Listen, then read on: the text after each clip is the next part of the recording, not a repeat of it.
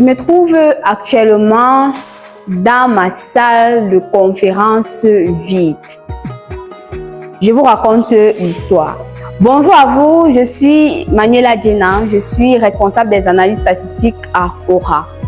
Aura, comme vous le savez déjà, est votre agence qui vous suit dans la rédaction de vos projets de recherche, que ce soit thèse comme mémoire ou alors même vos articles, dans la collecte de vos données ainsi que l'analyse de vos données statistiques. Alors, n'hésitez pas à nous contacter pour un quelconque problème dans l'un des domaines que je viens de citer ou autre dans le domaine de la recherche. Alors, comme je le disais à l'entame de cette vidéo, je me trouve au sein de ma salle de conférence vide. Pour la petite histoire, j'avais une conférence, plus précisément une masterclass ce jour, qui portait sur le thème « Les 5 règles à respecter pour des analyses statistiques fiables ». Nous sommes dimanche 8 septembre 2024 et cette conférence devait avoir lieu à 10h00 précisément. Alors, j'ai programmé cette conférence depuis plus de 2 semaines. J'étais très enthousiaste lorsque je préparais cet événement. J'ai d'ailleurs fait un très beau PowerPoint que j'avais fait avec soin, de mettre toutes les images et introduire tous les textes que je devais y mettre avec beaucoup d'amour et beaucoup de concentration. Donc vraiment, j'avais préparé cet événement pour éblouir et apporter un plus à tous les participants qui devaient venir y participer. Donc, j'ai préparé l'événement, j'ai planifié, j'ai fait les flyers, j'ai partagé, j'ai publié. J'ai fait des vidéos de communication, des visuels que j'ai publiés sur notre page Facebook, que j'ai partagé dans nos différents groupes WhatsApp, en statut, etc. J'étais vraiment très enthousiaste vis-à-vis de l'événement. Et comme je le disais, j'ai même acheté, j'ai même cousu un habit pour l'occasion. Donc vraiment, c'était un grand événement pour moi. Et voici donc venu le jour de la formation, de la conférence proprement dite. Je me suis rendue très tôt au niveau du siège ou alors du bâtiment qui abrite le siège de Aura. Je me suis rendue très tôt. L'événement commençait à 10h. J'étais au siège dès 9h00 pour attendre les heureux participants à cet événement.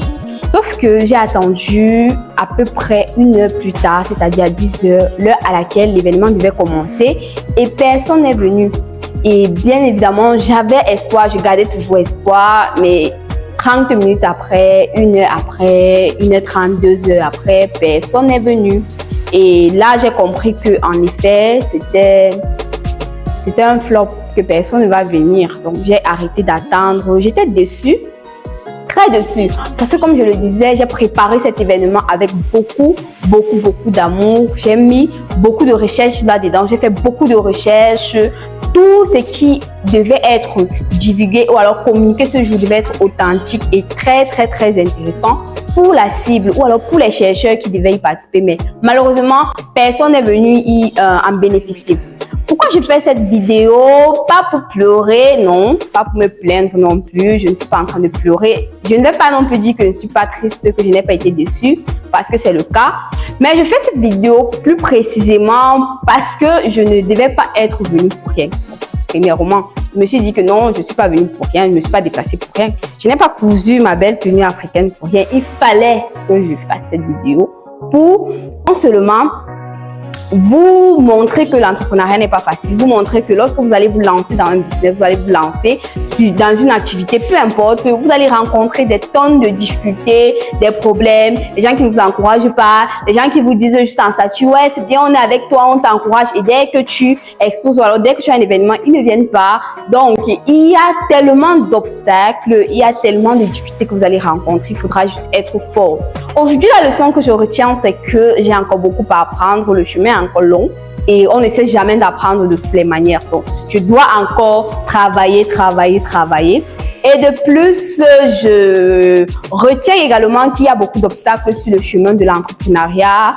Sur le chemin, quand tu veux faire quelque chose de différent, tu vas rencontrer des obstacles et des difficultés.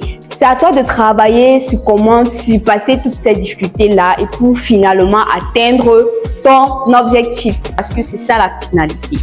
Le tout, ou alors le plus important, n'est pas d'avoir un chemin sans obstacle, sans problème, sans difficulté. Non. D'ailleurs, on n'apprend pas comme cela. Le plus important, par contre, c'est d'avoir des difficultés et d'apprendre de ces difficultés, de pouvoir grandir, en sortir grandi avec une expérience en plus, de les surpasser et de finalement atteindre des objectifs.